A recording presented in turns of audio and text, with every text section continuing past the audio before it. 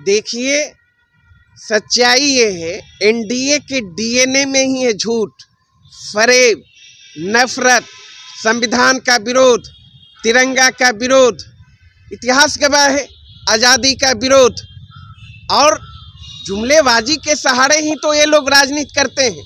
मुद्दे की बात कहाँ करते हैं? मुद्दे की बात अगर कोई करता है इस देश में और देश की राजनीति में, प्रदेश की राजनीति में, उस व्यक्ति का नाम है तेजस्वी यादव जी। तेजस्वी यादव जी जो कहते हैं वो करते हैं।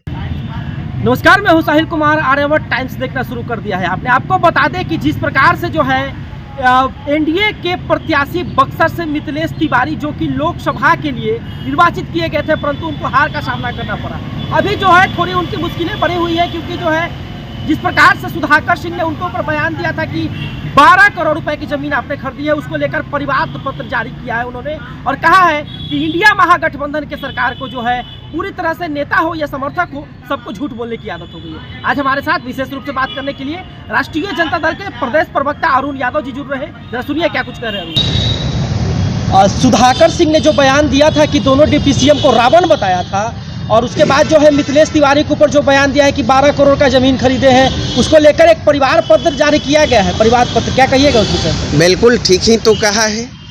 और भारतीय जनता पार्टी के जितने नेता हैं सिर्फ और सिर्फ अनर्गल प्रलाप करते रहते हैं। मुद्दे की बात तो करते ही नहीं है। मुद्दे की बात करनी चाहिए ना। बिहार में 17-18 साल से एनडीए की सरकार है, केंद्र में भी 10 साल से सरकार है, तो ये मुद्दों की बात क्यों नहीं करते? नौकरी की बात क्यों नहीं करते? महंगाई की बात क्यों नहीं करते? पलायन की बात क्यों नहीं करते? बिहार में आपराधिक घटनाएं चरम पर है, उस पर बात क्यों नहीं करते? बाढ़ सुखाड़ से लोग त्रस्त है, उस पर बात क्यों नहीं करते? शराबबंदी के बावजूद सैकड़ों लोग जहरीली शराब पीकर मौत के गाल में समा गया, उस पर बात क्यों नहीं करते? इस पर कौन बात करेगा? बिहार की जनता छटपटा रही है, तमाम सवालों को लेकर त्रस्त है, तो इससे निजात कौन दिलाएगा? किसकी जवाबदेही बनती है? सरकार की ना। तो सरकार को, जनता को राहत देने के बदले इधर उधर की बात सरकार करती है, सरकार में बैठे लोग करती है। अब ये चलने वाला नहीं है। बिहार में इधर उधर की बात नहीं चलेगा, अब तेजस्वी मॉडल चलेगा। तेजस्वी यादव जी ने जो 17 माह के महागठबंधन सरकार में 17 माह के सेवा काल में काम करके दिखाया है। अपने प्रण अनुरूप 5 लाख नौजवानों को, बिहार के नौजवानों को नौकरी देने का काम किया। 4 लाख से अधिक नियोजित शिक्षकों को राजकर्मी का दर्जा देने का काम किया। जाति आधारित गणना कराकर आरक्षण का दायरा बढ़ाने का काम किया, अति पिछड़ों के लिए, आदिवासियों के लिए, दलितों के लिए। तो ये तेजस्वी मॉडल है।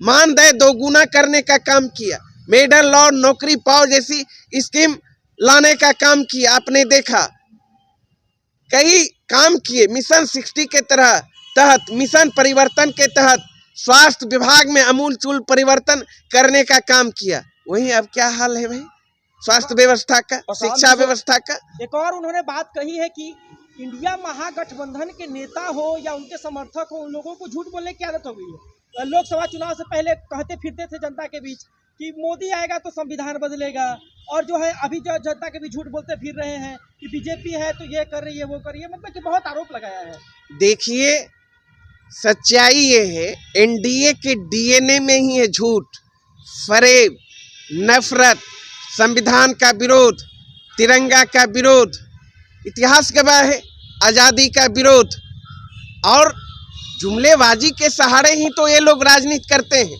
मुद्दे की बात कहाँ करते हैं?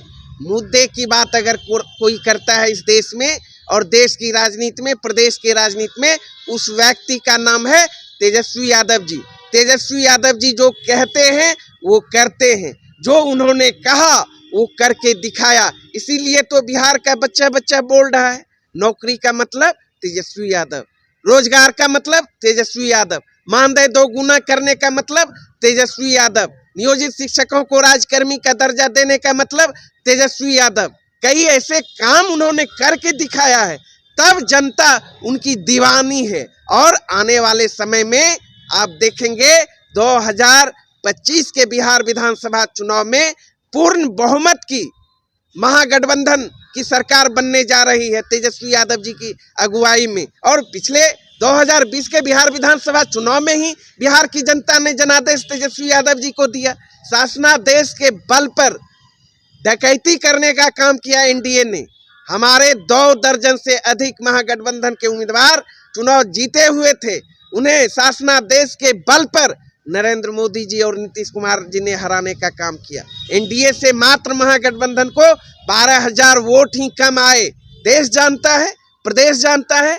5-7 एमएलए और जीत कर आ जाते तेजस्वी यादव जी के पक्ष में तो बिहार के मुख्यमंत्री तेजस्वी यादव जी होते। इसलिए भारतीय जनता पार्टी और एनडीए के लोग डरे और सहमे हुए हैं कि जनता बिहार की कह रही है सिंहासन खाली करो, कि जनता आ रही है और तेजस्वी यादव जी के नेतृत्व में 2025 में सरकार बिहार में बनने जा रही है। अभी आप वीडियो में जो है अरुण यादव को सुन रहे थे, जिन्होंने साफ तौर पे कहा है कि बढ़िया है, आइए ना देखते हैं कि कौन झूठ बोल रहा है और कौन सच बोल रहा है। उसके बाद उन्होंने कहा है कि धोखाधड़ी से जो है एनडीए की जो गठबंधन है हमारे लोगों को जो है हराने का काम की थी। अगर जो है कुछ और अधिक वोट हम लोगों को आ जाता तो 5-7 एमएलए हमारे और आ जाते और जो है मुख्यमंत्री के कुर्सी पर तेजस्वी यादव विराजमान होते। उसके बाद उन्होंने कहा है कि वो लोग जो है मुद्दा विहीन लोग हैं, बेफिजूल की बातें करते हैं, मुद्दा की कोई बात नहीं करता, शैक्षणिक योग्यता सुधारने की कोई बात नहीं करता है, बिहार की अर्थव्यवस्था सुधारने की कोई बात नहीं करता है, बिहार की जो दयनीय स्थिति हो रही है उसको सुधारने की कोई बात नहीं करता है, अपराध कांड चरम सीमा पर उसको सुधारने की कोई बात नहीं करता है, बेरोजगारी सुधारने की कोई बात नहीं करता। आपको बता दें कि एक अलग ही रूप में दिख रहे थे और एनडीए सरकार की पोल खोल रहे थे पूरी तरह से। जो है उनके नेताओं के जो बयान आते हैं उसको धाराशाही ध्वस्त करते दिख रहे थे अरुण यादव। धन्यवाद। अभी आप आर्यवर्त टाइम्स।